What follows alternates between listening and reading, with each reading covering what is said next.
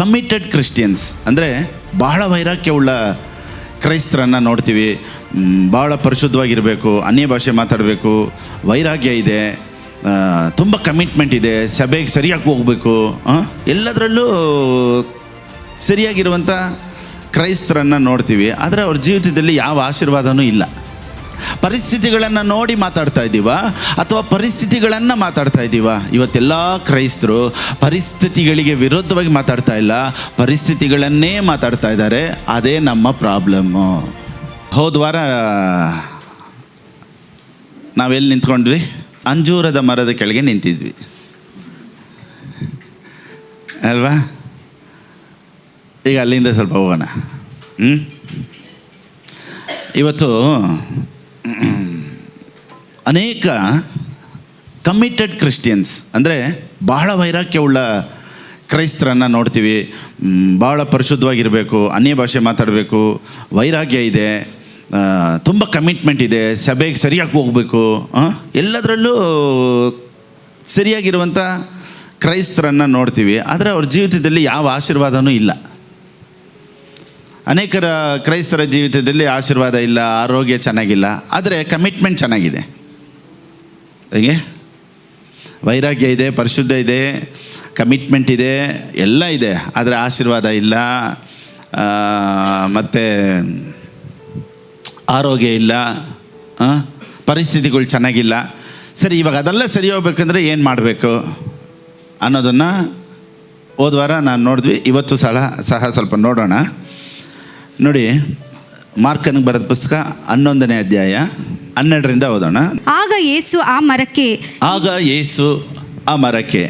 ಯೇಸು ಆ ಮನುಷ್ಯರ ಹತ್ರ, ಯೇಸು ಅಲ್ಲಿರೋ ಫ್ರೆಂಡ್ಸ್ ಹತ್ರ, ಯೇಸು ಅಲ್ಲಿರೋ ಜನರ ಹತ್ರ ಅಂತ ಆಯ್ತಾ? ಯೇಸು ಯಾರ ಹತ್ರ ಮಾತಾಡ್ತಾ ಇದ್ದಾರಂತೆ? ಯೇಸು ಆ ಮರಕ್ಕೆ. ನಾವು ಒಂದು ವೇಳೆ ನಿಂತ್ಕೊಂಡು ಮರದ ಹತ್ರ ಮಾತಾಡ್ತಾ ಇದ್ರೆ ಜನ ಏನಂತಾರೆ? ಏನಿದು ಮರದ ಹತ್ರ ನಿಂತ್ಕೊಂಡು ನೋಡ್ಬಿಟ್ಟು, ನೋಡಿ ನೀನು ಅನ್ಕೊಟ್ಟಿಲ್ಲ ಅಲ್ವಾ, ಹಂಗೆ ಹಿಂಗೆ ಅಂತ ನಾವು ನಿಂತ್ಕೊಂಡು ಮಾತಾಡ್ತಾ ಇದ್ರೆ ಜನ ಏನಂತಾರೆ? ಏನಪ್ಪ ಇವ್ರಿಗೇನು ಹುಚ್ಚಿಗಿಚ್ಚಿ ಹಿಡ್ದೈತಾ? ಮರ ಹತ್ರ ಯೇಸು ಸ್ವಾಮಿ ಮನುಷ್ಯರ ಹತ್ರ ಮಾತಾಡ್ತಾ ಇರಲಿಲ್ಲ, ಮರವನ್ನು ನೋಡಿ ಮಾತಾಡ್ತಾ ಇದ್ರಂತೆ. ಅಂದರೆ ಮರ ಹತ್ರ ದೇವರು ಮಾತಾಡ್ತಾ ಇದ್ದಾರೆ ಅಂದರೆ ಇದರಿಂದ ನಮಗೇನೋ ಕಲಿಸ್ಕೊಡ್ತಾ ಇದ್ದಾರೆ ಅಂತ ಅರ್ಥ. ಸೊ ಇದರ ರಹಸ್ಯನ ಮಾತ್ರ ಇವತ್ತು ನಾವು ನೋಡೋಣ. ಓಕೆ, ಇವತ್ತು ಕ್ರೈಸ್ತರು ಯಾಕೆ ಕಷ್ಟದಲ್ಲೇ ಇದ್ದಾರೆ ಅಂದರೆ, ಯಾವ ಪರಿಸ್ಥಿತಿ ಬಂದರೂ ಅದರೊಂದಿಗೆ ಹೊಂದಾಣಿಕೆ ಆಗಿ ಹೋಗೋದ್ರಿಂದನೇ ನಮ್ಮ ಸಿಚುವೇಶನ್ ಯಾವುದು ಚೇಂಜ್ ಆಗ್ತಾ ಇಲ್ಲ. Speak to the situations.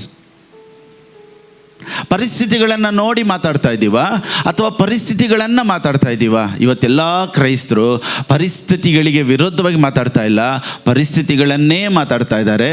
ಅದೇ ನಮ್ಮ ಪ್ರಾಬ್ಲಮ್ಮು. ಇವತ್ತು ನಮ್ಮ ಪ್ರಾಬ್ಲಮ್ ಏನು? ಪರಿಸ್ಥಿತಿಗಳಿಗೆ ವಿರುದ್ಧವಾಗಿ ಮಾತಾಡ್ತಾ ಇಲ್ಲ, ಪರಿಸ್ಥಿತಿಗಳನ್ನೇ ಮಾತಾಡ್ತಿದ್ದೀವಿ. ಪಾಸ್ಟರ್ ನನಗೆ ತುಂಬ ಕಷ್ಟ ಐತೆ, ಪಾಸ್ಟರ್ ನನಗೆ ಹಿಂಗೈತೆ, ಪಾಸ್ಟರ್ ಹಂಗೈತೆ. ನೀನು ಇರೋ ಪರಿಸ್ಥಿತಿನ ಮಾತಾಡಬೇಡ, ಪರಿಸ್ಥಿತಿಯನ್ನು ನೋಡಿ ಮಾತಾಡು ಅಂತ ದೇವರು ಹೇಳಿದ್ರು. ಈಗ ಯೇಸು ಸ್ವಾಮಿ ಮರದ ಹತ್ರ ಯಾಕೆ ಮಾತಾಡ್ತಾ ಇದ್ರು ಅಂದರೆ, ಪರಿಸ್ಥಿತಿಗಳು ಸಹ ನಿನಗೆ ಕಿವಿ ಕೊಡುತ್ತೆ ಅಂತ ಉದಾಹರಣೆ ಇದು ಒಂದು. ಎರಡನೇದು, ಮರಕ್ಕೆ ಕಿವಿ ಇದೆಯಾ?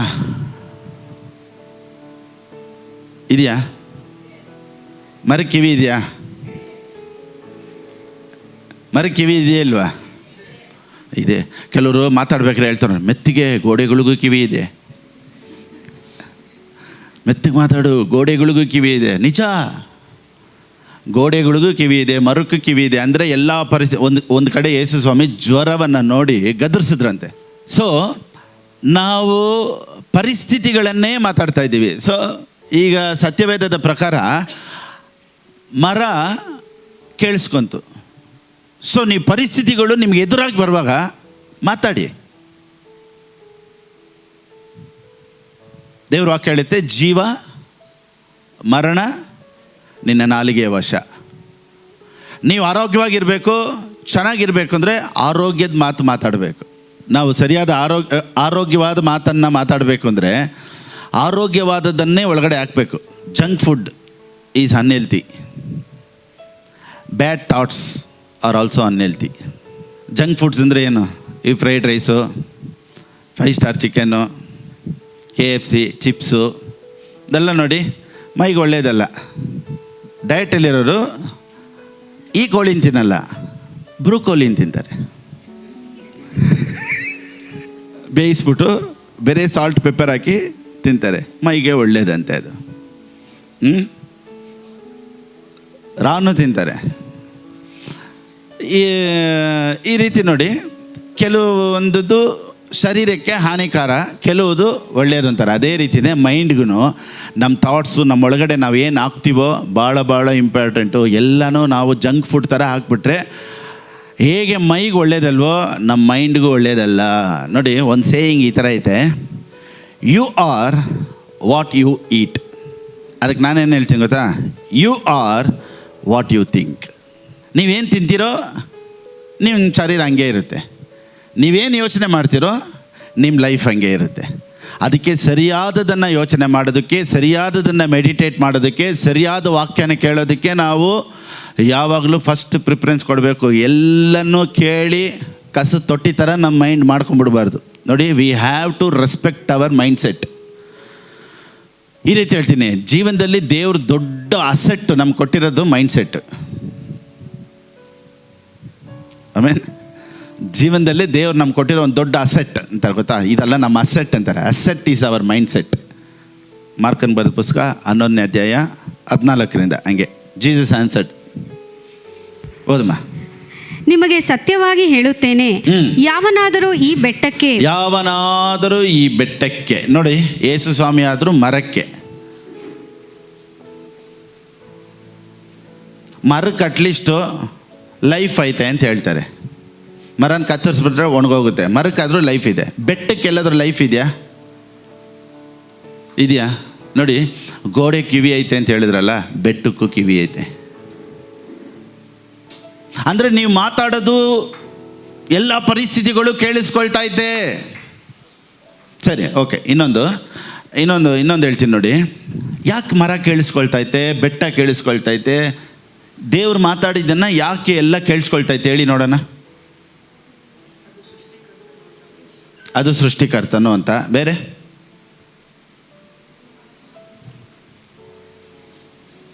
Y it listens to the word?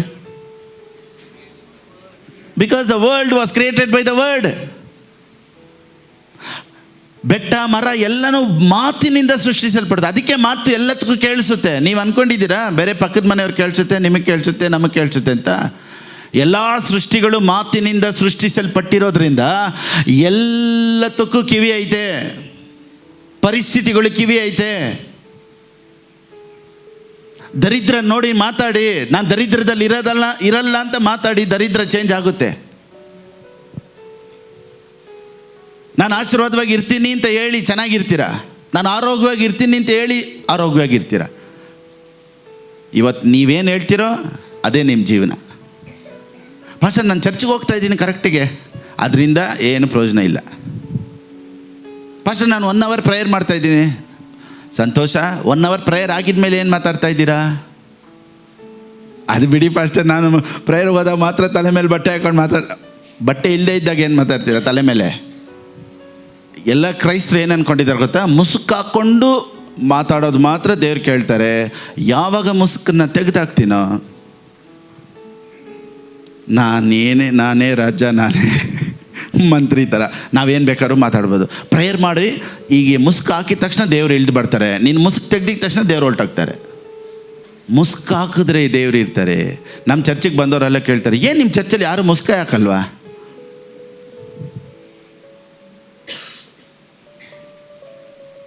ಮುಸ್ಕು ಹಾಕ್ಕೊಂಡ್ರೆ ದೇವ್ರು ಇರ್ತಾರೆ. ಮುಸ್ಕು ತೆಗ್ದಿದ್ಮೇಲೆ ಇಲ್ಲ ಪಾಸ್ಟರ್, ತಿರ್ಗಾ ತಲೆಗೆ ಮುಸ್ಕು ಹಾಕಿದಾಗಲೇ ಬರೋದು.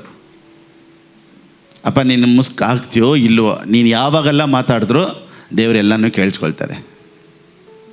ಪರಿಸ್ಥಿತಿಗಳು ಕೇಳಿಸ್ಕೊಳ್ಳುತ್ತೆ, ಸೈತಾನನು ಕೇಳಿಸ್ಕೊಳ್ತಾನೆ. ಅದಕ್ಕೇ ಕ್ರೈಸ್ತರು ಯಾವ ರೀತಿ ಪ್ರೇಯರ್ ಮಾಡ್ತಾರೆ ಅನ್ನೋದು ಮುಖ್ಯ ಅಲ್ಲ, ಯಾವುದನ್ನು ಯಾವಾಗಲೂ ಮಾತಾಡ್ತಾ ಇರ್ತಾರೆ ಅನ್ನೋದೇ ಮುಖ್ಯ. If you want to change the world, change your word. If you want to change the world, change your word. ನಾನು ಹೇಳ್ತೀನಿ ನೋಡಿ, ಇವತ್ತಿಂದ ನಿಮ್ಮ ಮಾತನ್ನು ಚೇಂಜ್ ಮಾಡಿ, ನಿಮ್ಮ ಪರಿಸ್ಥಿತಿಗಳು ಬದಲಾವಣೆ ಆಗುತ್ತೆ. ನೋಡಿ ಎಷ್ಟು ದೊಡ್ಡ ಉದಾಹರಣೆ. ಓದಮ್ಮ. ಅವನು ಹೇಳಿದಂತೆಯೇ ಆಗುವುದು. ಓಕೆ, ಇವಾಗ ಇಲ್ಲಿಂದನೇ ಮೆಸೇಜ್. ಹೋದ ವಾರ ನಾನು ಇದನ್ನೆಲ್ಲ ಕವರ್ ಮಾಡಿದೆ. ಈ ಸತಿ ಹೇಳ್ತೀನಿ ನೋಡಿ. ನಾನು ಹೇಳಿದಂತೆ ಆಗುತ್ತೆ. ಎಲ್ಲರೂ ಹೇಳಿ.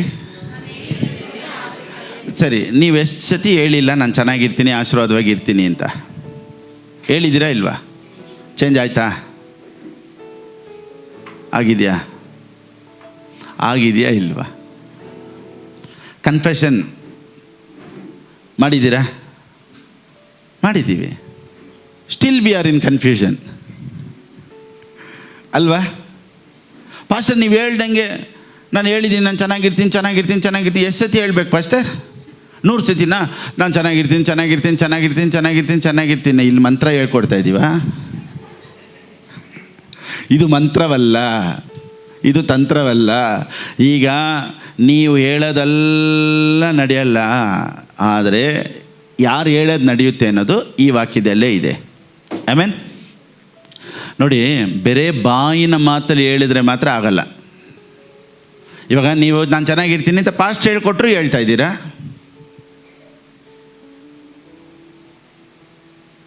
ನಾನು ಆಶೀರ್ವಾದವಾಗಿರ್ತೀನಿ ಹೇಳಿ, ಆಚೆ ಹೋದ್ರೆ ಏನು ಹೇಳ್ತೀರಾ? ಕೆಲಸ ಇಲ್ಲ, ಕಾರ್ಯ ಇಲ್ಲ, ಆಶೀರ್ವಾದ ಅಂತೆ. ಒಂದು ಬಿಸ್ನೆಸ್ ಇಲ್ಲ, ಏನಿಲ್ಲ, ಆಶೀರ್ವಾದ ಅಂತೆ. ಇಲ್ಲಿ ನಾನು ಹೇಳ್ಕೊಡ್ತೀನಿ ಚೆನ್ನಾಗಿರ್ತೀನಿ ಹೇಳಿ. ಐ ಆಮ್ ಬ್ಲೆಸ್ಡ್ 10 ಸತಿ ಹೇಳಿ ಅಂದರೆ ಐ ಆಮ್ ಬ್ಲೆಸ್ಡ್ 10 ಸತಿ ಹೇಳಿದೆ ಮನೆಗೆ ಹೋದರೆ ಅದೇ ಪರಿಸ್ಥಿತಿ. ನಾನೇನು ಹೇಳ್ತೀನಿ ಅಂದರೆ, ನಾವೆಷ್ಟು ಸತಿ ಹೇಳ್ತೀವಿ ಅನ್ನೋದು ಮುಖ್ಯ ಅಲ್ಲ. ಆನ್ಸರ್ ಇಲ್ಲಿದೆ ನೋಡಿ, ಓದಿ. ಹೇಳಿ, ಎಲ್ಲರೂ ಹೇಳಿ. ತನ್ನ ಮನಸ್ಸಿನಲ್ಲಿ ಸಂಶಯ ಪಡದೆ ತಾನು ಹೇಳಿದ್ದು ಆಗುವುದೆಂದು ನಂಬಿ ಹೇಳಿದರೆ. ಸೊ ಬಾಯಲ್ಲಿ ಬರೋಕ್ಕಿಂತ ಮುಂಚೆ ಒಳಗಡೆ ಕೆಲಸ ನಡೆದಿರಬೇಕು, ಮನಸ್ಸಲ್ಲಿ ಕೆಲಸ ನಡೆದಿರಬೇಕು, ಇಮ್ಯಾಜಿನೇಷನಲ್ಲಿ ಕೆಲಸ ನಡೆದಿರಬೇಕು. ಸೊ ಮೈಂಡ್ ಸೆಟ್ಟಲ್ಲಿ ಕೆಲಸ ನಡೆದಿರಬೇಕು. ಮೈಂಡ್ ಸೆಟ್ಟು ಚೇಂಜ್ ಆಗದೆ ಬಾಯಲ್ಲಿ ಮಾತ್ರ ಹೇಳ್ತಾ ಇದ್ದೀವಿ ಅಂದರೆ ಏನೂ ಆಗಲ್ಲ. ಕೆಲವ್ರು ಗಿಳಿಸಾಕ್ತಾರೆ ನೋಡಿ, ಗುಡ್ ಮಾರ್ನಿಂಗ್ ಅಂತ ಹೇಳ್ಕೊಟ್ಬಿಡಿ. ಗುಡ್ ಮಾರ್ನಿಂಗ್ ಬೆಳಿಗ್ಗೆ ಎದ್ದಿದ ತಕ್ಷಣ ಅದು ಗುಡ್ ಮಾರ್ನಿಂಗ್ ಎನ್ನುತ್ತೆ. ಇವತ್ತು ಐ ಆಮ್ ಬ್ಲೆಸ್ಡ್ ಅಂತ ನಾವು ಹೇಳಿದ ತಕ್ಷಣ ಎಲ್ಲ ಚೇಂಜ್ ಆಗಿಬಿಡುತ್ತಾ? ನೋ, ಮನಸ್ಸಿನಲ್ಲಿ.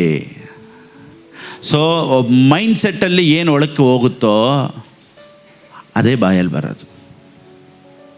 1000 ಸತಿ ಒಂದನ್ನೇ ಹೇಳೋದಕ್ಕಿಂತ,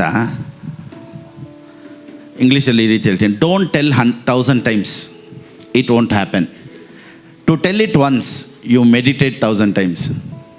ಒಂದನ್ನು 1000 ಸತಿ ಹೇಳಿದ್ರೆ ನಡೆಯಲ್ಲ. ಆದರೆ 1000 ಸತಿ ನಾವು ಒಂದನ್ನು ಯೋಚನೆ ಮಾಡಿ ಒಂದು ಸತಿ ಹೇಳಿದರೆ ಸಾಕು. ಸೊ ಬಾಯಲ್ಲಿ ಏನು ಹೇಳ್ತೀವಿ ಅನ್ನೋದಕ್ಕಿಂತ ಮನಸ್ಸಲ್ಲಿ ಏನು ಯೋಚನೆ ಮಾಡ್ತಾ ಇದ್ದೀವಿ ಅನ್ನೋದು ಮುಖ್ಯ. ಇವತ್ತು ಕ್ರೈಸ್ತರು ಬಾಯಿಗೆ ಬಂದಿದ್ದೆಲ್ಲ ಮಾತಾಡ್ಬಿಟ್ಟು ಪಾಸ್ಟರ್ ಏನೂ ನಡೀತಾ ಇಲ್ಲ ಅಂತ ಹೇಳ್ತಾರೆ. ಪ್ರಾರ್ಥನೆ ಮಾಡ್ತಾ ಇದ್ದೀನಿ ಪಾಸ್ಟರ್, ಚರ್ಚ್ಗೆ ಹೋಗ್ತಾ ಇದ್ದೀನಿ, ಬೈಬಲೆಲ್ಲ ಓದ್ತಾ ಇದ್ದೀನಿ. ಸರಿ, ಓಕೆ, ಬೈಬಲ್ ಓದ್ತಾ ಇದ್ದೀರಾ, ಪ್ರಾರ್ಥನೆ ಮಾಡ್ತಾ ಇದ್ದೀರಾ, ಆದರೆ ನೀವು ಸಾಧಾರಣವಾಗಿ ಏನು ಮಾತಾಡ್ತಾ ಇದ್ದೀರಾ?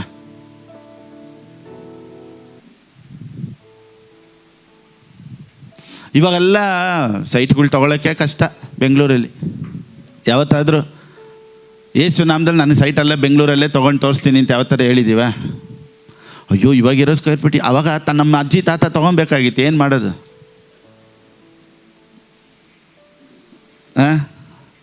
ಅವರು ಅವಾಗ ತೊಗೊಂಡಿದ್ರೆ ಇವಾಗ ದೇವ್ರು ನನಗೆ ಕೊಡ್ತಾರೆ, ನಾನು ಚೆನ್ನಾಗಿರ್ತೀನಿ ಅನ್ನೋದು ಯಾರ ಬಾಯಲ್ಲೂ ಬರಲ್ಲ ನೋಡಿ. ಇವತ್ತಿರೋ ಬೆಲೆಗಳಿಗೆ ನಾವೆಲ್ಲಿ ಪಾಸ್ಟರ್ ಇಂಥದ್ದೇ ಮಾತಾಡ್ತೀವಿ ಹೊರತು ನನಗೆ ಬರುತ್ತೆ, ನಾನು ಚೆನ್ನಾಗಿರ್ತೀನಿ, ದೇವ್ರು ನನ್ನ ಬಿಸ್ನೆಸ್ನ ಆಶೀರ್ವದಿಸ್ತಾರೆ, ನನ್ನ ಕೈ ಇಟ್ಟು ಮಾಡೋ ಕೆಲಸದಲ್ಲಿ ಒಂದು ವ್ಯತ್ಯಾಸ ಬರುತ್ತೆ, ಇವತ್ತಿರೋದಕ್ಕಿಂತ 100ರಷ್ಟು ಚೆನ್ನಾಗಿರ್ತೀನಿ, 1000ರಷ್ಟು ಚೆನ್ನಾಗಿರ್ತೀನಿ. ಸಾಧಾರಣವಾಗಿಯೇ ನೀವು ಯಾವಾಗಲೂ ಮಾತಾಡೋದಕ್ಕೆ ಪ್ರಾರಂಭ ಮಾಡಿ. ಹೇಗೆ ಅಂಜೂರದ ಮರ ಕೇಳಿಸ್ಕೊಳ್ತೋ ಅದೇ ರೀತಿ ನಿಮ್ಮ ಪರಿಸ್ಥಿತಿಗಳು ಕೇಳಿಸ್ಕೊಳ್ಳುತ್ತೆ. ಡಾಕ್ಟರ್ ಕ್ಯಾನ್ಸರ್ ಅಂತ ಹೇಳ್ಬಿಟ್ರು, ನಿಮ್ಮ ಶರೀರದಲ್ಲಿ ಈ ಗಡ್ಡೆ ಇದೆ ಅಂತ ಹೇಳ್ಬಿಟ್ರು, ನೀವೇನು ಹೇಳ್ತೀರಾ? ಯಾಕೆ ದೇವ್ರೆ ಅಂತ ಕೇಳಬಾರ್ದು. ಯೇಸು ನಾಮದಲ್ಲಿ ಚೆನ್ನಾಗಿರ್ತೈತೆ, ಇದು ಇರಲ್ಲ. ಡಾಕ್ಟ್ರ್ ಹೇಳೋದು ಟೆಂಪ್ರವರಿ, ವಾಕ್ಯ ಹೇಳೋದು ಪರ್ಮನೆಂಟು. ಆಮೇಲೆ ಸೊ ಸತ್ಯವೇದ ಹೇಳುತ್ತೆ, ನೀನು ಕಿತ್ತುಕೊಂಡು ಹೋಗಿ ಸಮುದ್ರದಲ್ಲಿ ಬೀಳು ಎಂದು ಹೇಳಿ ಬೇರೆ ಹೇಳೋದು ಮಾತ್ರ ಅಲ್ಲ, ತನ್ನ ಮನಸ್ಸಿನಲ್ಲಿ ಸಂಶಯ ಪಡದೆ ತಾನು ಹೇಳಿದ್ದು ಆಗುವುದೆಂದು ನಂಬಿ ಹೇಳಿದ್ರೆ ಆಗುತ್ತೆ. ಸೊ 100 ಸತಿ ನಾನು ಚೆನ್ನಾಗಿರ್ತೀನಿ ಮಂತ್ರ ಹೇಳೋ ಥರ ಇಲ್ಲ. ಇಲ್ಲಿ ಮಂತ್ರನಾ ಚೆನ್ನಾಗಿ ಅದನ್ನೇ ಹೇಳ್ಬಾರ್ದು. ಕೆಲವರು ನೋಡಿ ಒಂದು ಬುಕ್ ಕೊಟ್ಬಿಟ್ಟಿರ್ತಾರೆ, 1000 ಸ್ತೋತ್ರ ಹೇಳ್ಬಿಟ್ಟು ಡೈಲಿ ಅಂತ. ಕೆಲವರು ಡೈಲಿ ಆ ಸ್ತೋತ್ರ ಬುಕ್ ಇಟ್ಕೊಂಡು ಯೆಹೋವ ಶಮ್ಮ ಸ್ತೋತ್ರ, ಯೆಹೋವ ರುವಾ ಸ್ತೋತ್ರ, ಯೆಹೋವ ಅಪ್ಪ ಹೋಮ್ವರ್ಕ್ ಮುಗ್ದೋಯ್ತು ಅವ್ರದ್ದು. ಆ 1000 ಸ್ತೋತ್ರ ಬುಕ್ ಇಟ್ಕೊಂಡು ಡೈಲಿ ಸ್ತೋತ್ರ ಏನೋ ಅವತ್ತಿನ ಪಾಠ ಮುಗಿಸ್ಬಿಟ್ಟೆ ಅಂದಂಗೆ.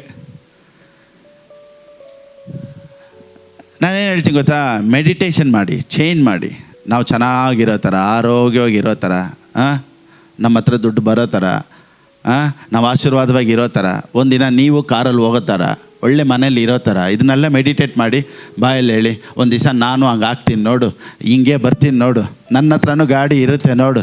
ನಾನು ಹೇಳಿದೆ ನೋಡಿ, ಈ ಚರ್ಚಲ್ಲ, ಒಂದು ದಿವಸ ಒಂದು ದೊಡ್ಡ ಚರ್ಚು ಆಡಿಟೋರಿಯಮ್ಗೆ ಹೋಗ್ತೀವಿ. ಆಮೇಲೆ ಹೆಂಗೆ ಹೇಳ್ತೀವಿ,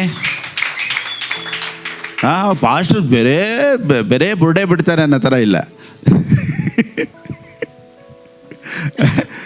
ಆಗುತ್ತೆ ಅನ್ನೋ ನಂಬಿಕೆಯಲ್ಲಿ ನಾನು ಹೇಳ್ತೀನಿ, ನಡೆಯುತ್ತೆ ಅನ್ನೋ ನಂಬಿಕೆ ನನಗಿದೆ, ಪರಿಸ್ಥಿತಿಗಳು ಚೆನ್ನಾಗಿರುತ್ತೆ ಅನ್ನೋದು ನನಗೆ ಗೊತ್ತು. ಇವತ್ತೊಂದು ವೇಳೆ ಪರಿಸ್ಥಿತಿಗಳು ನಮ್ಗೆ ಎದುರಾಗಿರ್ಬೋದು, ಆದರೆ ಇವತ್ತಿಂದನೇ ಪರಿಸ್ಥಿತಿಗಳೆಲ್ಲ ಯೇಸುವಿನ ನಾಮದಲ್ಲಿ ಬದಲಾವಣೆ ಆಗುತ್ತೆ. ದೇವ್ರು ಮಾತಾಡಿದ್ರು, ಬೆಳಕುಂಟಾಗಲಿ ಅಂದರು. ಹೆಂಗೆ ಹೇಳಿದ ತಕ್ಷಣ ಏನಾಯ್ತು? ಅಯ್ಯೋ ನಾನು ಅಂದ್ಕೊಂಡೇ ಇರಲಿಲ್ಲ ಬೆಳಕು ನೋಡಿ ಹೆಂಗೆ ಬಂದ್ಬಿಡ್ತು ಅಂದ್ರೆ, ಬೆಳಕು ಆಚೆ ಬರೋಕ್ಕಿಂತ ಮುಂಚೆ ಬೆಳಕು ಹೆಂಗಿರುತ್ತೆ ಅಂತ ದೇವ್ರು ಯೋಚನೆ ಮಾಡಿ ಮಾತಾಡಿದ್ರು. ಇನ್ನೊಂದು ವಾಕ್ಯದ ಮುಖಾಂತರ ಹೇಳ್ತೀನಿ ನೋಡಿ. ಮತ್ತಾಯನಿಗೆ ಬರೆದ ಪುಸ್ತಕ 5ನೇ ಅಧ್ಯಾಯ 28ನೇ ವಾಕ್ಯ. ಯೇಸು ಸ್ವಾಮಿ ಹೇಳ್ತಾರೆ, ನಾನು ನಿಮಗೆ ಹೇಳುವುದೇನೆಂದರೆ, ಪರಸ್ತ್ರೀಯನ್ನು ನೋಡಿ ಮೋಹಿಸುವ ಪ್ರತಿ ಮನುಷ್ಯನು ಆಗಲೇ ತನ್ನ ಮನಸ್ಸಿನಲ್ಲಿ ಆಕೆಯ ಕೂಡ ವ್ಯಭಿಚಾರ ಮಾಡಿದವನಾದನು. ನೋಡಿ ಅವನು ಮೋಹಿಸಿ ಇಮ್ಯಾಜಿನೇಷನ್ ಮಾಡಿದ ಮೇಲೆ ದೇವ್ರೇನು ಹೇಳ್ತಾರೆ ಅಂದರೆ, ಅವಳ ಜೊತೆ ನೀನು ತಪ್ಪು ಮಾಡಿದಂಗೆ ಆಗೋಯ್ತು. ಹೆಂಗೆ ಇದು? But I say, anyone who even looks at a woman with lust has already committed adultery.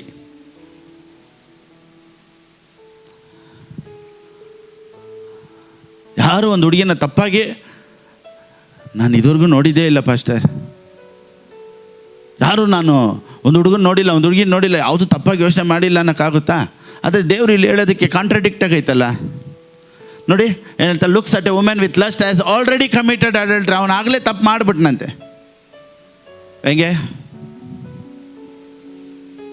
ಇದಕ್ಕೆ ಉದಾಹರಣೆ ಹೇಳ್ತೀನಿ ನೋಡಿ. ಯಾವಾಗ ಒಬ್ಬರನ್ನ ನೋಡ್ತಾರೋ ಅವ್ರು ಸುಮ್ಮನೆ ನೋಡಲ್ಲ, ಇಮ್ಯಾಜಿನೇಷನ್ ಮಾಡಿಬಿಟ್ಟಿರ್ತಾರೆ. ಈ ರೀತಿ ಹೇಳ್ತೀನಿ ನೋಡಿ. ಕೆಲವ್ರು ಹೇಳ್ತಾರೆ, ಗೊತ್ತಿಲ್ಲದೆ ತಪ್ಪು ಮಾಡಿಬಿಟ್ಟೆ ಅಂತಾರೆ. ಯಾರೂ ಜೀವನದಲ್ಲಿ ಗೊತ್ತಿಲ್ಲದೆ ತಪ್ಪು ಮಾಡೋಕ್ಕೆ ಆಗೋದೇ ಇಲ್ಲ. ಕ್ಷಮಿಸ್ಬಿಡಿ, ತಪ್ಪು ಮಾಡಿಬಿಟ್ಟೆ, ಗೊತ್ತಿಲ್ಲದೆ ಮಾಡಿಬಿಟ್ಟೆ. ಯಾರಾದರೂ ಏನಾದರೂ ತಪ್ಪು ಮಾಡಬೇಕಂದ್ರೆ ಫಸ್ಟು ಪ್ಲ್ಯಾನ್ ಮಾಡಬೇಕು. ಹೆಂಗೆ ಏನಾದ್ರು ಹೇಳಿ, ಏನು ಮಾಡಬೇಕು? ಸ್ವಲ್ಪ ಸ್ವಲ್ಪ ಪ್ಲ್ಯಾನ್ ಮಾಡ್ತಾನೆ. ಹೆಂಗೆ? ಫಸ್ಟ್ ಹಾಯ್ ಅಂತ ಮೆಸೇಜ್ ಹಾಕ್ತಾರೆ, ಹ್ಯಾಡ್ ಲಂಚಾ, ಆಮೇಲೆ ತೊಗೊಂಬರ್ತಾನೆ ಒಂದು ಬಂಚು ಹೂವು, ಆಮೇಲೆ ಕರಿತಾನೆ ಬೆಂಚ್ಗೆ. ಒಂದೊಂದೇ ಹೋಟ್ಲ್ ಡಿನ್ನರ್, ಒಂದೊಂದೇ ಸ್ಟೆಪ್ ಬೈ ಸ್ಟೆಪ್ ತಪ್ಪಾಗಿ ನಾನು ಅಂದ್ಕೊಂಡೇ ಇರಲಿಲ್ಲ. ಕತೆ ಈಗ ಉಂಟೆ. ಸೊ ಯಾವ ಮನುಷ್ಯ ತಪ್ಪು ಮಾಡಬೇಕಾದ್ರೂ ತಪ್ಪಿಗಿಂತ ಮುಂಚೆ ಅವನು ಫಸ್ಟೇ ಪ್ಲ್ಯಾನ್ ಮಾಡಿರ್ತಾನೆ. ಸೊ ಅವ್ನ ಮೈಂಡಲ್ಲಿ ಯೋಚನೆ ಮಾಡಿರ್ತಾನೆ, ಹಿಂಗೆಲ್ಲ ಹೋದ್ರೆ ಹೆಂಗಿರ್ತೈತೆ, ಈ ಹುಡುಗಿನ ಗಾಡಿಯಲ್ಲಿ ಕುಂಡ್ರಿಸಿದ್ರೆ ಹೆಂಗಿರ್ತೈತೆ, ನಾನು ಆ ಹುಡುಗನ ಜೊತೆ ಹೋದರೆ ಹೆಂಗಿರುತ್ತೆ, ಯಾವ ಹೋಟ್ಲಿಗೆ ಹೋದರೆ ಚೆನ್ನಾಗಿರುತ್ತೆ, ಯಾವ ಹೋಟ್ಲ್ ಖಾಲಿ ಇರುತ್ತೆ, ಯಾವ ಪಾರ್ಕಲ್ಲಿ ಯಾರೂ ಬರಲ್ಲ, ನಮ್ಗೆ ಗೊತ್ತಿರೋರೆಲ್ಲ ಎಲ್ಲೆಲ್ಲಿ ಓಡಾಡಲ್ಲ, ನಮ್ಮಪ್ಪ ಯಾವ ಕಡೆ ಬರಲ್ಲ. ಎಲ್ಲ ಪ್ಲ್ಯಾನ್ ಮಾಡಿ ನೀಟಾಗಿ ಮಾಡ್ತಾರೆ. ಅದಕ್ಕೇ ಯೇಸು ಸ್ವಾಮಿ ಏನು ಹೇಳ್ತಾರೆ ಅಂದರೆ, ನೀನು ಪರಸ್ತ್ರೀಯನ್ನು ನೋಡಿ ಮೋಹಿಸಿ, ಎಲ್ಲರೂ ಹೇಳಿ ಮೋಹಿಸಿ, ಹೇಳಿ ಮೋಹಿಸಿ ಮೀನ್ಸ್ ಇಮ್ಯಾಜಿನೇಷನ್. ಅವನು ಇಮ್ಯಾಜಿನ್ ಮಾಡಿಬಿಡ್ತಾನೆ ಹೆಂಗೆಲ್ಲ ತಪ್ಪು. ಅಂದರೆ ಏನು ಅರ್ಥ ಗೊತ್ತಾ? ಈಗ ಹೇಳ್ತೀನಿ ನೋಡಿ, ಒಬ್ಬ ಮನುಷ್ಯ ಏನು ಇಮ್ಯಾಜಿನ್ ಮಾಡ್ತಾನೋ ಅವನು ಅಲ್ಲಿಗೆ ಹೋಗ್ತಾನೆ. ಈ ರೀತಿ ಹೇಳ, how your mind goes your body goes. ಈಗ ಒಬ್ಬ ಕುಡಿಬೇಕು ಅಂತ ಯೋಚನೆ ಮಾಡ್ತಾನೆ, ಮನೇಲೇ ಯೋಚನೆ ಮಾಡಿರ್ತಾನೆ. ಅವನು ಹೆಂಗೆ ಯೋಚನೆ ಮಾಡ್ತಾನೆ ಗೊತ್ತಾ? ಸ್ವಲ್ಪ ಕುಡಿದ್ರೆ ಸರ್ರ ಅನ್ಸುತ್ತಲ್ಲ, ಅಯ್ಯೇ ಕುಡಿದ್ರೆ ಎಲ್ಲ ಮರ್ತು ಬಿಡ್ತೀವಲ್ಲ. ನೋಡಿ, ಎದ್ದು ಪ್ಯಾಂಟ್ ಹಾಕೊಂಡು ರೆಡಿ ಹಾಕೊಂಡು ಶರ್ಟ್ ಹಾಕೊಂಡು ಎಲ್ಲಿ ಹೋಗಿರ್ತಾನೆ, ವೈನ್ ಸ್ಟೋರ್ ಮುಂದೆ ನಿಂತಿರ್ತಾನೆ. ಸುಮ್ಮನೆ ಗೊತ್ತಿಲ್ಲ, ಬಂದರು ಅವ್ರು ಕೊಟ್ಟರು ಕುಡಿದೆ ಹಂಗೆ ಬಿದ್ದೋದೆ ಅಂತಾರೆ ಯಾರಾದರೂ.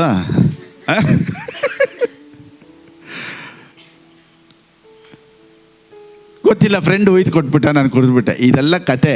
ಅವನಿಗೆ ಆಸೆ ಇತ್ತು, ಅದನ್ನು ತುಂಬ ದಿವಸ ಯೋಚನೆ ಮಾಡ್ತಾನೇ ಇದ್ದ, ಒಂದು ದಿವಸ ನೆರವೇರಿಸ್ಬಿಟ್ಟ. ನಿನ್ನ ಜೀವನದಲ್ಲಿ ಒಂದು ಆಶೀರ್ವಾದನ ಹೊಂದ್ಕೊಬೇಕಂದ್ರೆ ತುಂಬ ದಿವಸ ಅದನ್ನು ಯೋಚನೆ ಮಾಡ್ತಾ ಇರಬೇಕು. Come on, if you want to become a millionaire, think million time.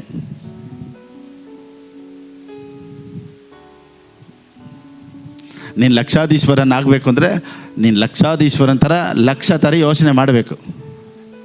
Lakh ಸರಿ ಆದರೂ ಯೋಚನೆ ಮಾಡಿರಬೇಕು. Yes, I am millionaire, I am ಲ್ಯಾಕಿಯರ್, yes money will come to me. ಇಂಥ ಆ್ಯಟಿಟ್ಯೂಡ್ ಬಂದರೆ ಮಾತ್ರ ನೀನು ಆ ಹಣದ ಹತ್ರ ಹೋಗೋದಕ್ಕೆ ಸಾಧ್ಯ. ನಾನು ಲ್ಯಾಕಿಯರು ಅಂತ ಸುಮ್ಮನೆ ಬಾಯಿ ಮಾತಿಗೆ ಹೇಳ್ತಾ ಇದ್ರೆ ಆಗಲ್ಲ. Meditation is very very important. Meditate ಮಾಡ್ತಾ ಇರಬೇಕು. ನೋಡಿ, ದುಡ್ಡು ನಿಮ್ಮ ಹತ್ರ ಬರೋ ಥರ, ನೀವು ಚೆನ್ನಾಗಿರೋ ಥರ, ನೀವು ಆರೋಗ್ಯವಾಗಿರೋ ಥರ, ಎಲ್ಲ ಕಾಯಿಲೆಗಳು ಇಲ್ಲದೆ ಇರೋ ಥರ, ಎಲ್ಲ ರಿಪೋರ್ಟ್ ಚೇಂಜ್ ಆಗೋ ಥರ. ಮಕ್ಕಳಿಲ್ವಾ, ಮಕ್ಕಳಾಗಿರೋ ಥರ, ನಿನ್ನ ಗರ್ಭ ಧರಿಸಿರೋ ಥರ,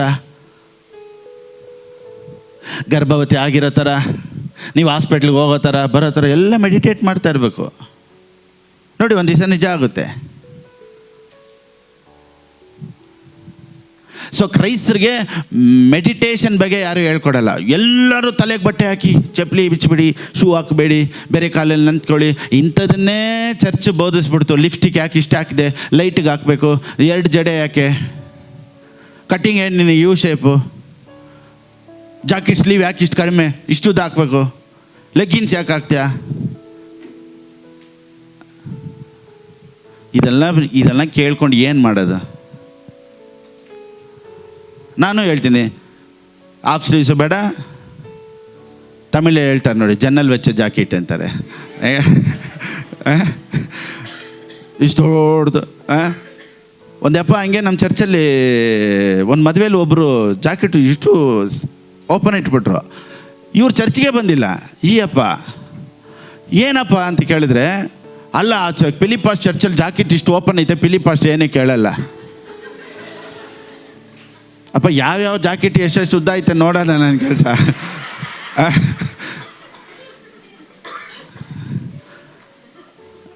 ಸೊ ಇವ್ರ ಜಾಕೆಟ್ ಹೆಂಗೆ ಹಾಕ್ತಾರೆ, ಇವ್ರು ಲಿಪ್ಸ್ಟಿಕ್ ಹೆಂಗೆ ನೋಡಿ. ಪ್ರೀಚಿಂಗ್ ಎಲ್ಲ ಬೇರೆ ಇದೆ. ನೀನು ಜಾಕೆಟ್ ಹಿಂಗೆ ಹಾಕಬೇಕು, ಹಂಗೆ ಹಾಕಬೇಕು. ನೋಡಿ, ನಾನು ಆಶೀರ್ವಾದ ಬರಬೇಕು ಅಂದರೆ, ಒಂದು ವೇಳೆ ಫುಲ್ ಸ್ಲೀವ್ಸ್ ಹಾಕಿ ನಿಮ್ಗೆ ಆಶೀರ್ವಾದ ಬರ್ತೈತೆ ಅಂದರೆ, ನಾನು ಒಂದೇ ಒಂದು ಹೇಳ್ತೀನಿ, ಬುರ್ಕಾನೇ ಹಾಕ್ಕೊಳ್ಳಿ, ಫುಲ್ಲ ಮುಚ್ಕೊಳ್ಳಿ. ಅಟ್ಲೀಸ್ಟ್ ಅವಾಗಾದ್ರೆ ಆಶೀರ್ವಾದ ಬರುತ್ತಾ ನೋಡೋಣ. ಇದೆಲ್ಲ ಯಾವ ಪ್ರಯೋಜನವೂ ಇಲ್ಲ. ನೀವು ಯಾವ ಥರ ಬಟ್ಟೆ ಹಾಕ್ಬೇಕು, ಏನು ಹಾಕ್ಬೇಕು, ಅದೆಲ್ಲಪ್ಪ ಮ್ಯಾಟ್ರು. ನೀನು ಏನು ಯೋಚನೆ ಮಾಡ್ತಾ ಇದ್ದೆ ಅಂತ. You think as a millionaire. ಕಮಾನ್,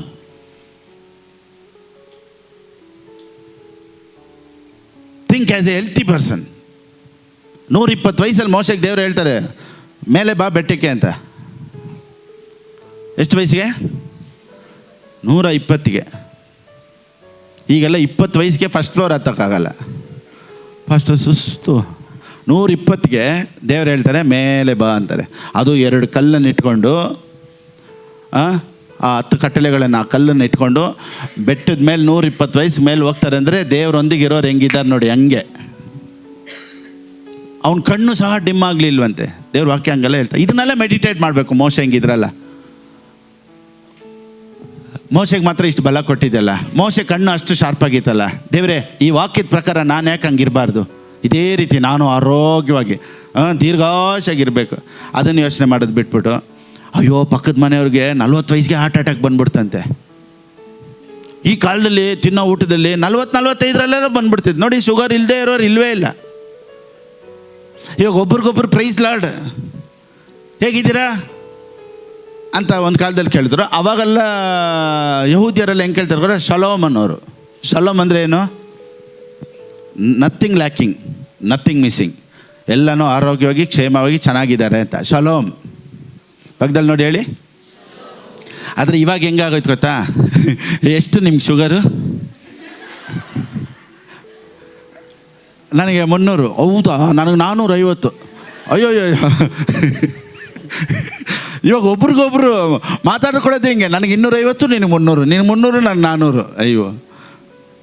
ಆವಾಗೆಲ್ಲ ಕಾಯಿಲೆ ಇದ್ದರೆ ಆಶ್ಚರ್ಯ. ಅವಾಗೆಲ್ಲ ಕಾಯಿಲೆ ಏನಾದರೂ ಬಂದುಬಿಟ್ರೆ, ಶುಗರ್ ಬಂದುಬಿಟ್ರೆ ಆಶ್ಚರ್ಯ. ಇವಾಗ ಕಾಯಿಲೆ ಇಲ್ಲ ಅಂತ ಹೇಳಿದ್ರೆ ನಿಮಗಿಲ್ವ ಇನ್ನೂ ಶುಗರು? ಇವಾಗ ಕಾಯಿಲೆ ಇಲ್ಲದೆ ಇರೋರು ಜನರಿಗೆ ಆಶ್ಚರ್ಯ ಆಗ್ತೈತೆ. ಯಾಕಂದರೆ ಎಲ್ಲರಿಗೂ BP ಇರಬೇಕು, ಎಲ್ಲರಿಗೂ ಶುಗರ್ ಇರಬೇಕು. ಅದರಲ್ಲಿ ಇವ್ರಿಗೆ ಟೆನ್ಷನ್. ನನಗೆ ಬಂದ್ಬಿಡ್ತು, ಈ ಬ್ರದರ್ಗೆ ಬಂದೇ ಇಲ್ಲ. ಸೊ ಹೆಂಗ್ರಿ ಉದ್ಧಾರ ಆಗೋದು? ಮಾತಾಡೋದನ್ನ ಚೆನ್ನಾಗಿರ್ತೀವಿ. ಮೆಡಿಟೇಟ್ ನೋಡಿ. ಯೇಸು ಸ್ವಾಮಿ ಏನು ಹೇಳ್ತಾರೆ, ನೀನು ಒಂದು ಹುಡುಗಿನ ನೀನು ತಪ್ಪಾಗಿ ನೋಡಿದ್ರೆ ತಪ್ಪಲ್ಲ, ನೀನು ತಪ್ಪಾಗಿ ಯೋಚನೆ ಮಾಡಿದ್ರೇ ನೀನು ನೆಕ್ಸ್ಟ್ ನಿನ್ನ ಕಾಲಲ್ಲಿ ಹೋಗ್ಬಿಡ್ತೈತೆ. ನೋಡಿ, ಒಬ್ಬ ಮನುಷ್ಯ ಏನನ್ನು ತುಂಬ ಯೋಚನೆ ಮಾಡ್ತಾನೋ ಅದು ಮಾಡಿಬಿಡ್ತಾನೆ. ಕಳ್ತನ ಮಾಡಬೇಕು ಅನ್ನೋದನ್ನ ಕಳ್ಳ ನೋಡಿ ತುಂಬ ದಿವಸ ಪ್ಲ್ಯಾನ್ ಮಾಡ್ತಾನೆ, ಹಿಂಗೆ ಹೋಗ್ಬೇಕು ಒಂದು ದಿವಸ ಮಾಡಿಬಿಡ್ತಾನೆ. ಅದೇ ರೀತಿಯೇ ನೀವು ಚೆನ್ನಾಗಿ ಆಶೀರ್ವಾದವಾಗಿ ಆರೋಗ್ಯವಾಗಿ ಇರಬೇಕು ಅಂದರೆ ಅದನ್ನೇ ಥಿಂಕ್ ಮಾಡ್ತಾರೆ. ಒಂದು ದಿವಸ ಚೇಂಜ್ ಆಗುತ್ತೆ, ರಿಪೋರ್ಟ್ ಚೇಂಜ್ ಆಗುತ್ತೆ, ಎಲ್ಲ ರಿಪೋರ್ಟ್ ಬದಲಾವಣೆ ಆಗುತ್ತೆ. ಒಂದು ದಿವಸ ನೋಡಿ ದುಡ್ಡು ಬರುತ್ತೆ, ಒಂದು ದಿವಸ ಪರಿಸ್ಥಿತಿ ಚೇಂಜ್ ಆಗಿಬಿಡುತ್ತೆ. ಕಮಾನ್. ವಾಕ್ಯ ಹೋಗ್ತಾ ಹೋಗ್ತಾ, ವಾಕ್ಯನ ಕೇಳ್ತಾ ಕೇಳ್ತಾ ಪರಿಸ್ಥಿತಿಗಳು ಚೇಂಜ್ ಆಗುತ್ತೆ. ಹೌದಾ ಇಲ್ವಾ? ವಾಕ್ಯ ಬಂದರೆ ಪರಿಸ್ಥಿತಿ ಚೇಂಜ್ ಆಗೇ ಆಗುತ್ತೆ. ಹೌದಾ ಇಲ್ವಮ್ಮ? ನೀಲಕ್ಕ ಗದಗಿಂದ ಬಂದವ್ರೆ, ಬಮ್ಮ ಬನ್ನಿ. ನೋಡಿ ಅವ್ರ ಸಾಕ್ಷಿ ಹೇಳ್ತಾರೆ. ಬನ್ನಿ, ನೀವೇ ಬನ್ನಿ, ಧೈರ್ಯವಾಗಿ ಹೇಳಿ. ಈ ಕಡೆನೇ ಬನ್ನಿ, ಈ ಕಡೆ ಬನ್ನಿ, ಈ ಕಡೆ ಬನ್ನಿ. ವಾಕ್ಯನ ಕೇಳಿ ಕೇಳಿ ಕೇಳಿ ಪಾಸ್ಟ್ರನ್ನ ಹೆಂಗಾದ್ರೂ ಎದುರುಗಡೆ ನೋಡಬೇಕು ಅಂತ ಗದಗಿಂದ ನಿನ್ನೆ ರಾತ್ರಿ ಟ್ರೈನ್ ಹಿಡ್ಕೊಂಡು ಬಂದವ್ರು ಇಲ್ಲಿಗೆ. ಬನ್ನಿ ನೀವೆಲ್ಲ, ಯಾರೆಲ್ಲ ಗದಗಿಂದ ಬಂದರು ಬನ್ನಿ, ಬಮ್ಮ. ಓ ಸತಿ HD ಕೋಟೆಯಿಂದ ಬಂದರು, ಈ ಸತಿ ಗದಗಿಂದ ಬಂದವ್ರೆ. ಇನ್ನೂ ಹುಬ್ಳಿ ಧಾರವಾಡ ಎಲ್ಲ ಫುಲ್ ಕರ್ನಾಟಕನೇ ನಮ್ಮ ಹತ್ರ ಬರುತ್ತೆ ಇನ್ನು. ಆಮೇಲೆ ಪ್ರೈಸ್ ಲಾರ್ಡ್. ಹಾಂ, ನಮ್ಮ ಹೆಸರು ನೀಲಕ್ಕ ಅಂತೇಳಿ ನಾವು ಗದಗಿಲಿಂದ ಬಂದಿದ್ದೇವೆ. ಆದರೆ ನಮ್ಮ ಪರಿಸ್ಥಿತಿ ಮೊದಲೇ ಭಾಳ ಅಂದ್ರೆ ಭಾಳ ತ್ರಾಸಿತ್ತು. 20 ರೂಪಾಯಿಗೂ ಕೂಡ ನಮ್ಗೆ ಭಾಳ ಅಷ್ಟೊಂದು ಕೇವಲವಾಗಿ ಆಗಿತ್ತು. ಆದರೆ ನಮ್ಗೆ ಈ ಪಾಸ್ಟ್ರ್ ನಮ್ಗೆ ನಿಜವಾಗ್ಲೂ ಹೇಳ್ಬೇಕಂದ್ರೆ ಇವರೇ ಒಂದು ನಮಗೆ ಯೇಸು ಸ್ವಾಮಿನ ನಮ್ಗೆ ಬಂದಂಗೆ ಆಯ್ತು ಏನೋ ಗೊತ್ತಿಲ್ಲ.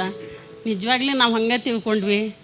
ನಮ್ಮದು ಪರಿಸ್ಥಿತಿ ಅಂದ್ರೆ 20 ರೂಪಾಯಿ ಹೋಗಿ ಈಗ 20-30 ಲಕ್ಷ ರೂಪಾಯಿ ನಮ್ಗೆ ಬಂತು ಈಗ. ದೇವ್ರು ನಿಜವಾಗ್ಲಿ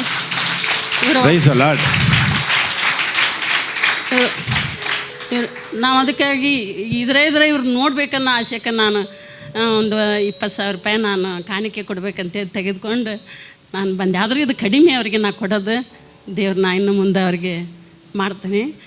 ಆದರೆ ನಾನು ನಿಜವಾಗ್ಲೂ 20 ರೂಪಾಯಿ ಕೂಡ ನನಗೆ ದೊಡ್ಡದಾಗಿತ್ತು. ನನಗೆ ಅಂಥ ಪರಿಸ್ಥಿತಿ ಒಳಗಿದ್ದು ನಾನು. ಮತ್ತು ನಮ್ಗೆ ಪಾಸ್ಟ್ರಿಗೆ ನಾವು ಏನಂದ್ವಿ, ನಮ್ಮ ಊರಿಗೆ ಬನ್ನಿ ಪಾಸ್ಟ್ರ, ಇಲ್ಲೆಲ್ಲ ನಿಮ್ಗೆ ನಾವು ವ್ಯವಸ್ಥೆ ಮಾಡಿಸ್ತೀವಿ, ನೀವು ಒಟ್ಟು ಬರಲೇಬೇಕು ಅಂತಂದು, ಬೇಕಾದಷ್ಟು ಖರ್ಚು ಬರಲಿ ಅಂತಂದ್ವಿ.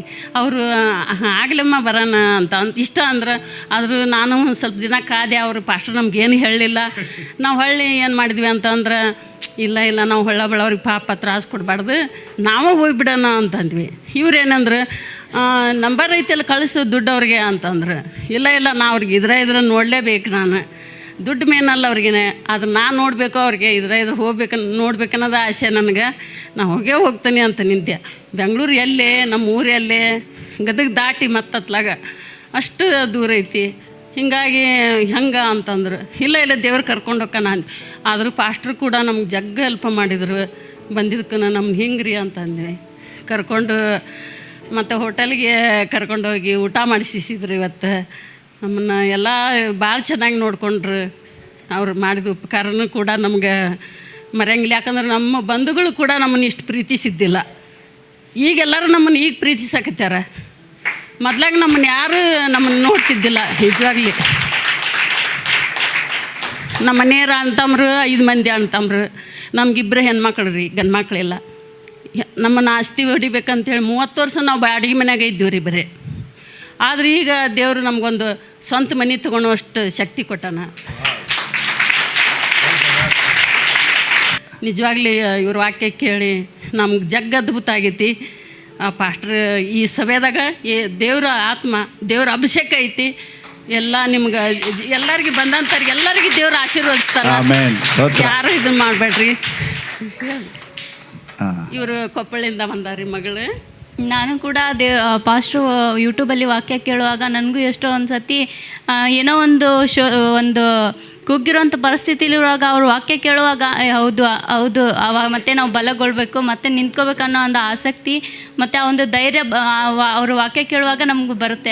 ನಾನು ಎಷ್ಟೋ ಸತಿ ನನಗೂ ಒಂದು ನಾನು ಕೂಡ ಇದನ್ನು ಪರೀಕ್ಷೆ ಮಾಡೀನಿ. ನನ್ನ ಜೀವಿತದಲ್ಲಿ ಕೂಡ ಅದ್ಭುತ ಆಗ್ಯಾವು ಪಾಸ್ಟ್ರು ವಾಕ್ಯ ಕೇಳುವಾಗ. Praise God.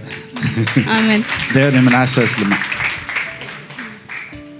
ವಾಕ್ಯದ ಮುಖಾಂತರ ದೇವ್ರು ನಾನು ಆಶೀರ್ವದಿಸಿದಾರಲ್ಲ ಅಂತ ಎಷ್ಟು ದೂರದಿಂದ ಇಲ್ಲಿವರೆಗೂ ಬಂದಿದ್ದಾರೆ ನೋಡಿ. ಇದೆಲ್ಲ ನಾನು ಯಾಕೆ ಹೇಳ್ತೀನಿ ಅಂದರೆ ಈ ವಾಕ್ಯ ಎಷ್ಟು ಕೆಲಸ ಮಾಡ್ತೈತೆ.